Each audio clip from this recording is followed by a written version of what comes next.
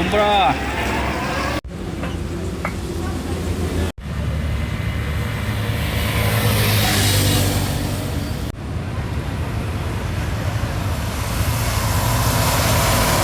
ভাই যাচ্ছিলাম হলো আপনার ফরিদপুর আর হলো মাগুরা, বুঝছেন? এই মোটরসাইকেলের একটা মাছের গাড়িটা হলো বাম পাশে আর মোটরসাইকেল মাঝখান দিয়ে ঠেলে দিলে পরে হালকা তো রাস্তা পিছলে ব্রেকে পা দিলে গাড়ি ডানি ঢুকে গেছে।